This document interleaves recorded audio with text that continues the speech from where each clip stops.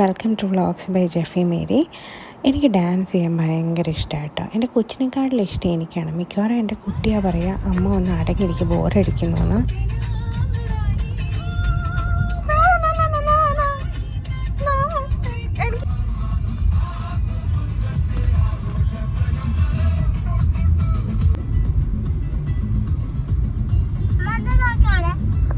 ആരാ ബാക്കിൽ നിന്ന് ഒരു സ്ഥലം വിട്ടത്?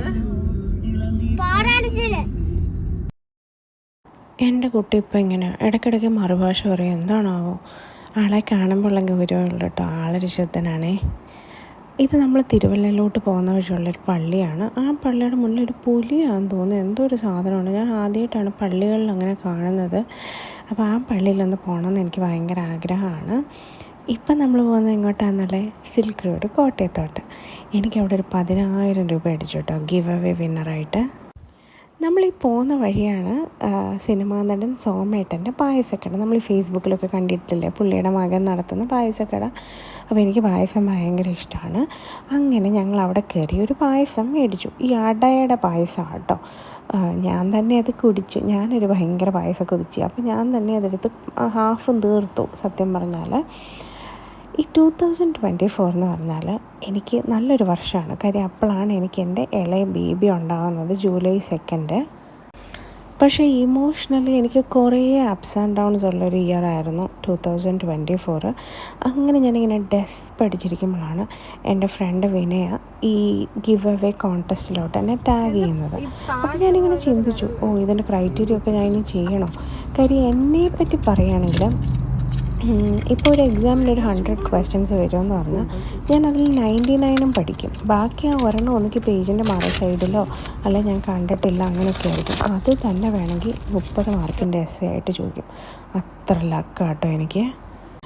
പക്ഷേ അവരുടെ ഇൻസ്റ്റഗ്രാം പേജിൽ കയറി നോക്കിയപ്പം എനിക്ക് അവരുടെ ബീഡ്സിൻ്റെ സെക്ഷൻ ഭയങ്കര ഇഷ്ടപ്പെട്ടു.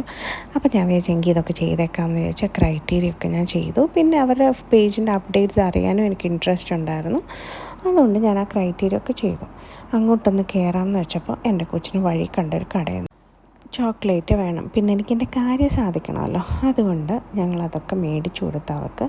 പിന്നെ അവളുടെ ഈ ചോക്ലേറ്റ് തീറ്റയും ഇനിയിപ്പോൾ കുറയ്ക്കണം. ഇപ്പം നമുക്ക് കുറയ്ക്കാൻ പറ്റാത്തൊരു സിറ്റുവേഷനാണ്, അതുകൊണ്ടാണ് കുറയ്ക്കാത്തത്. പക്ഷേ ഇനി അങ്ങോട്ട് കുറയ്ക്കണം. ഭയങ്കര സ്വീറ്റായിട്ടുള്ളൊരു മാമാണ് അതിൻ്റെ ഓണർ. എനിക്ക് പുള്ളിക്കാരി അതിൻ്റെ കൂപ്പണൊക്കെ തന്നു. അപ്പോൾ ഗ്രൗണ്ട് ഫ്ലോറിൽ ഒരുമാതിരി എല്ലാ ബ്രാൻഡിൻ്റെയും കോസ്മെറ്റിക് ഐറ്റംസ് ഉണ്ട്. ഞാൻ പൊതുവേ മേക്കപ്പ് ഒന്നും യൂസ് ചെയ്യാത്ത ആളാണ്. അത് ഞാൻ സിമ്പിൾ ആയതുകൊണ്ടല്ല, എനിക്ക് മേക്കപ്പ് ഇടാൻ അറിയത്തില്ല. ഞാൻ എല്ലായിടത്തും പോയിട്ട് ഓരോ ഫൗണ്ടേഷനും അതും ഇതൊക്കെ മേടിക്കുവേ. എന്നിട്ട് ഞാൻ വീട്ടിൽ വന്നിട്ട് അത് ഇട്ട് നോക്കുമ്പോൾ എന്നെ കാണാൻ ശരിക്കും നല്ല ബോറാണ്. അതുകൊണ്ട് ഞാൻ പിന്നെ ആ ഫൗണ്ടേഷൻ ഞാൻ വേറെ ആർക്കെങ്കിലും കൊടുക്കും. പക്ഷേ എൻ്റെ കുട്ടിയാണെങ്കിൽ അപ്പം തന്നെ ഇരുന്ന് മേക്കപ്പ് ഇടാൻ. അങ്ങനെ പിന്നെ അവൾ മേക്കപ്പ് ഇട്ടുകൊണ്ടിരുന്നു, അതിങ്ങനെ ട്രൈ ചെയ്തുകൊണ്ടിരുന്നു. വജ്ര എന്ന് പറയുന്നത് നല്ല പേരല്ലേ, വജ്ര. ഈ മേക്കപ്പ് ചെയ്യുന്ന കുട്ടിയുടെ പേര് വജ്ര എന്നാണ്. ആ കുട്ടി കളർ ബാർ അല്ലേ, കളർ ബാർ എന്നുള്ള ബ്രാൻഡിൻ്റെ എന്താ പറയുന്നത് റെപ്രസെൻ്റ് ചെയ്യുന്നതാണ് ആ കുട്ടി. അപ്പോൾ അവൾ ഭയങ്കര സ്വീറ്റല്ലേ, അവളുടെ പേര് നല്ലതായിട്ടോ, വജ്ര. അപ്പോൾ പിന്നെ കൊച്ചിരുന്ന് അല്ലെങ്കിൽ പിന്നെ അമ്മയോട് ഇരിക്കാമെന്ന് വെച്ചാൽ ഞാനും ഇരുന്നു. പക്ഷേ ആ കുട്ടി എനിക്ക് കണ്ടുപിടിച്ച് തന്ന ആ ഫൗണ്ടേഷനൊക്കെ ഭയങ്കര എൻ്റെ സ്കിൻ ടോണിന് ചേരുന്നത് തന്നെയായിരുന്നു. എനിക്ക് ഭയങ്കര ആഗ്രഹം കേട്ടോ, ഭയങ്കരമായിട്ട് ഇങ്ങനെ മേക്കപ്പൊക്കെ ചെയ്യുന്നവരോട് എനിക്ക് ഭയങ്കര ഇഷ്ടമാണ്. അതുകൊണ്ട് തന്നെ എൻ്റെ കുട്ടി വീട്ടിലിരിക്കുമ്പോൾ ഇങ്ങനെ ഐലൈനറും അതും ഇതൊക്കെ ഇടുവാണെങ്കിൽ ഞാനത് സ്റ്റോപ്പ് ചെയ്യാറില്ല.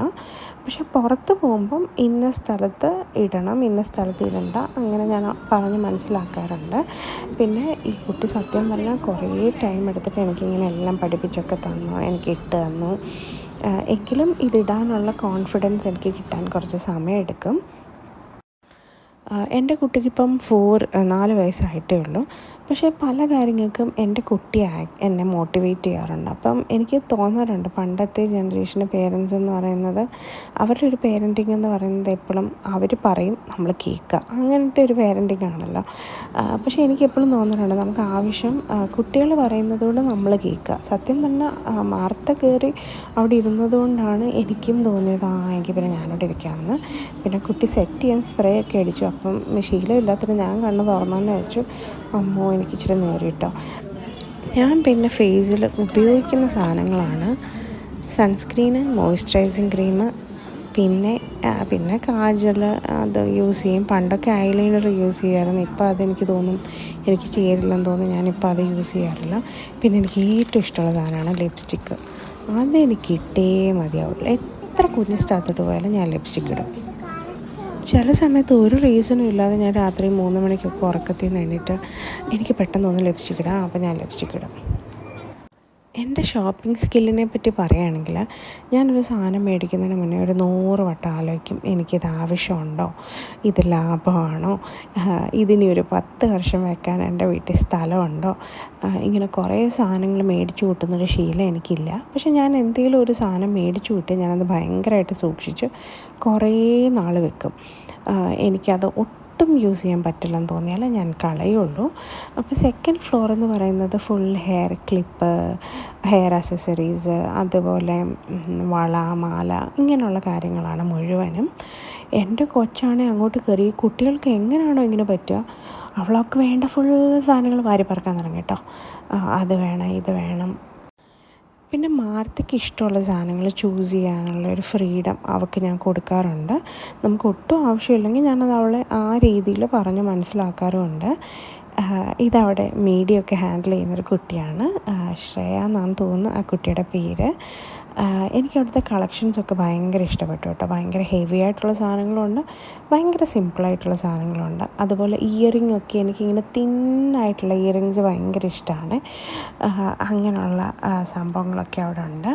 പിന്നെ അതുപോലെ തന്നെ നെക്ക് പീസൊക്കെ എനിക്കിങ്ങനെ ഭയങ്കര ഇങ്ങനെ ഗ്ലിറ്ററി എനിക്കിഷ്ടമല്ല.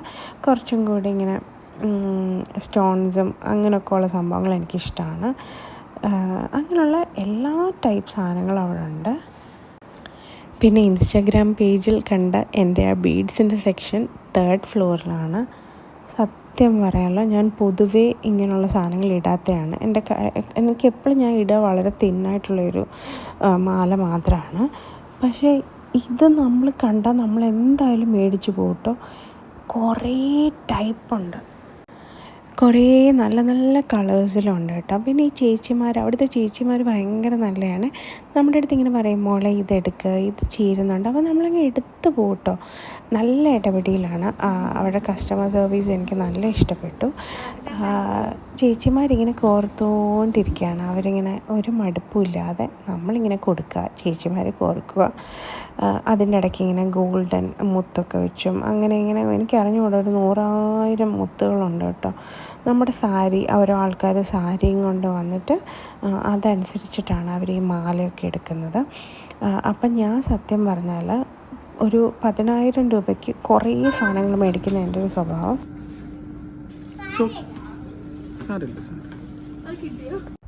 അതിൻ്റെ ഇടയ്ക്ക് എൻ്റെ കൊച്ചൊന്ന് ഉരുണ്ട് വീണു. പക്ഷേ ഇവിടെ വന്നപ്പോൾ എന്താ പറ്റിപ്പോയെന്ന് വെച്ചാൽ, ഞാൻ കുറേ സാധനങ്ങൾ അവിടെ നിന്നൊക്കെ പറക്കി, കുട്ടിയും പറക്കി. പക്ഷേ ബീഡ്സിൻ്റെ സെക്ഷൻ എത്തിയപ്പോൾ എൻ്റെ കണക്കൂട്ടലുകളൊക്കെ തെറ്റി കേട്ടോ. ഞാൻ അവിടുന്ന് കുറേ മാലയും സാധനങ്ങളൊക്കെ അങ്ങ് മേടിച്ചു. അപ്പോൾ എനിക്ക് മനസ്സിലായി കുറേ സാധനങ്ങൾ ഞാൻ തിരിച്ച് വെക്കേണ്ടി വരും താഴെ നിന്നൊക്കെ എടുത്തത്. നമുക്ക് മാല മാത്രമല്ല കേട്ടോ, നമുക്ക് ബ്രേസ്ലെറ്റ് വേണമെങ്കിൽ ബ്രേസ്ലെറ്റ് ചെയ്യാം, ആങ്ക്ലെറ്റ് വേണമെങ്കിൽ ആങ്ക്ലെറ്റ് ചെയ്യാം. ഇതിൻ്റെ ബീഡ്സിൻ്റെ കളറൊന്നും പോവില്ല. അതുപോലെ ഇതിൻ്റെ കൊളുത്തിൻ്റെ കളറ് പോവുകയാണെങ്കിൽ അതവിടെ കൊണ്ടുപോയാൽ അവരത് സർവീസ് ചെയ്ത് തരും. ഇനിയുള്ളതാണ് ഹെയർ എക്സ്റ്റൻഷൻ. എല്ലാ ടൈപ്പ് ഹെയറും അത് ടെക്സ്ചർ, കളർ, അതിൻ്റെ എല്ലാം ഹെയർ എക്സ്റ്റൻഷനുണ്ട്. ഇതെനിക്ക് താമസിക്കാണ്ട് ആവശ്യം വരും, ഞാൻ മുട്ടയായിക്കൊണ്ടിരിക്കുകയാണ്. പിന്നെ ക്ലോത്ത് മെറ്റീരിയൽ, നല്ല നല്ല സാരീസ് ഉണ്ട് കേട്ടോ. എനിക്കാണെങ്കിൽ സാരി ഉടുക്കാൻ അറിയത്തില്ല, പക്ഷേ സാരി എനിക്ക് ഭയങ്കര ഇഷ്ടമാണ്. നല്ല രസമല്ലേ, എൻ്റെ ചിരി ഉണ്ടല്ലേ, എനിക്കത് ഭയങ്കര ഇഷ്ടപ്പെട്ടു. ഞാനിങ്ങനെ ഹസ്ബൻഡിൻ്റെ അടുത്ത് ചോദിച്ചുകൊണ്ടിരിക്കും, ഇതെനിക്ക് കൊള്ളാമോ അതെനിക്ക് കൊള്ളാമോ എന്ന്. പക്ഷേ ആദ്യ സമയം ഹസ്ബൻഡ് അങ്ങനെ റെസ്പോണ്ട് ചെയ്യാറില്ല. കാര്യം ഞാൻ ഇങ്ങനെ 10,000 തവണ ചോദിക്കുമ്പോൾ 10,000 തവണ എങ്ങനെ റിപ്ലൈ തരാം. പിന്നെ അതുപോലെ തന്നെ അവിടെ ഡൈയിങ് ഉണ്ട്. നമുക്ക് ഇഷ്ടപ്പെട്ട കളറിൽ അവർ ഡൈ ചെയ്ത് തരും. അതുപോലെ നമ്മുടെ സൈസ് അവിടെ അവൈലബിൾ അല്ലെങ്കിൽ, ഇതിപ്പോൾ ലൂസ് മെറ്റീരിയലാണ്, മീൻസ് അൺസ്റ്റിച്ച്ഡ് ആണ്. സ്റ്റിച്ച്ഡ് ആയിട്ടുള്ള കുർത്ത അതുപോലുള്ള സാധനങ്ങൾ നമ്മുടെ സൈസ് അവിടെ ഇല്ലെങ്കിൽ നമ്മൾ പറഞ്ഞാൽ അവരത് കൊറിയർ ചെയ്ത് തരുന്നതാണ്. ഇവിടെ ഉള്ള കളക്ഷൻ എന്ന് പറഞ്ഞാൽ അത് നല്ല എലഗൻ്റ് ആയിട്ടുള്ള വളരെ ചൂസ് ചെയ്ത് വെച്ചിരിക്കുന്ന മെറ്റീരിയൽസാണ്. അങ്ങനെ 10,000 സാരിയും 10,000 ചുരിദാർ മെറ്റീരിയലും ഒന്നുമല്ല, പക്ഷേ ഉള്ളത് ഭയങ്കര നല്ലതാണ്. എനിക്ക് പിന്നെ ഇന്ന കളറെന്നൊന്നുമില്ല, എല്ലാ കളറും ഇഷ്ടമാണ്. മഞ്ഞ ഇഷ്ടമാണ്, പച്ച ഇഷ്ടമാണ്, നീല ഇഷ്ടമാണ്, അങ്ങനെയൊന്നുമില്ല കേട്ടോ, എല്ലാ കളറും ഇഷ്ടമാണ്. അപ്പോൾ ഞാനും എൻ്റെ കൊച്ചും കൂടി ഇങ്ങനെ എല്ലാം നോക്കിക്കൊണ്ടിരിക്കുകയാണ്. പക്ഷേ ഞാൻ കുറേ ബീഡ്സ് എടുത്തുകൊണ്ട് എനിക്കൊരു ഡൗട്ട് ഇവിടുന്ന് എടുക്കാൻ. പിന്നെ നല്ല കളക്ഷൻസ് ഉണ്ടായിരുന്നു, എനിക്ക് എടുക്കണം എന്നും ഉണ്ടായിരുന്നു. പക്ഷേ സത്യം പറഞ്ഞാൽ എനിക്ക് ഇപ്പോൾ പ്രസൻ്റ്ലി അതിൻ്റെ ഒരു ആവശ്യമില്ലാത്തതുകൊണ്ടാണ് ഞാൻ എക്സ്ട്രാ പേ ചെയ്ത് അത് എടുക്കാഞ്ഞത്. അല്ല എനിക്കിതൊക്കെ ഭയങ്കര ഇഷ്ടപ്പെട്ടു കേട്ടോ. ഇതൊക്കെ ഇവർ ഡൈ ചെയ്ത് വെച്ചാണ് ഏതോ കസ്റ്റമറിൻ്റെ കൊടുക്കാനുള്ളത്. ഞാൻ ജസ്റ്റ് അത് കാണാൻ വേണ്ടി എടുത്തതാണ്. ഞാൻ വിചാരിച്ച എനിക്ക് ഷോപ്പിംഗ് ഒട്ടും ഇഷ്ടമില്ലാത്ത ആളാണെന്നാണ്. പക്ഷേ എനിക്ക് ഇവിടെ എത്തിയപ്പോൾ എനിക്ക് മനസ്സിലായി എനിക്കുണ്ടൊരു ഷോപ്പിംഗ് ഭ്രാന്ത്. എൻ്റെ അതേ ഷോപ്പിംഗ് ഭ്രാന്താണ് എൻ്റെ കുട്ടിക്കും കിട്ടിയതെന്ന്. ഞാൻ അതും ഇതൊക്കെ വലിച്ചിടാൻ തുടങ്ങി.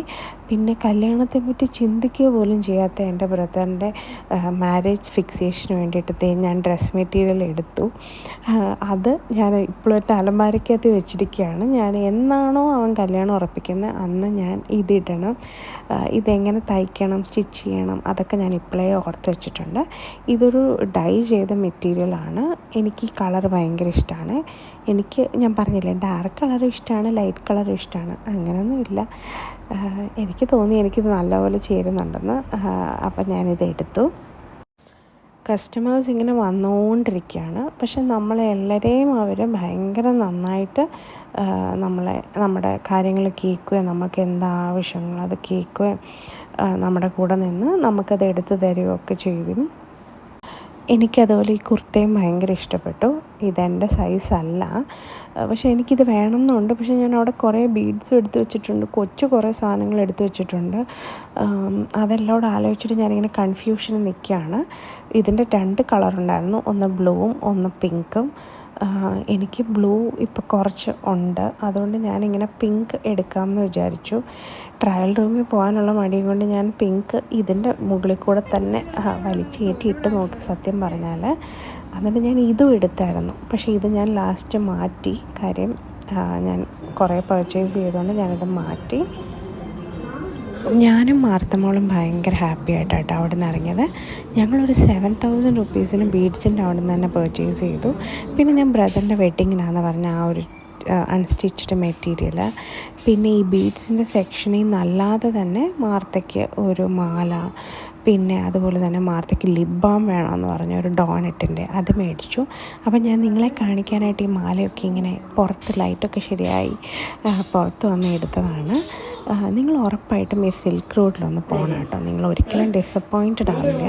എസ്പെഷ്യലി ഈ ബീഡ്സിൻ്റെ സെക്ഷൻ നിങ്ങൾക്ക് ഗിഫ്റ്റ് കൊടുക്കാനൊക്കെ ആണെങ്കിലും ഭയങ്കര നല്ലതാണ് അമ്മയ്ക്കൊക്കെ. പിന്നെ മാർത്തമോളെ ഞാൻ മാല ഇടിക്കാറില്ല. ഇത് കണ്ടപ്പോൾ എനിക്ക് ഇഷ്ടപ്പെട്ടു. അവളുടെ ഫേവറേറ്റ് കളർ പിങ്കാണ്. അതുകൊണ്ട് മാർത്തയ്ക്കൊരു പിങ്ക് കളർ മാലയും പിങ്ക് കളർ ഒരു ആങ്ക്ലെറ്റ് മേടിച്ചു.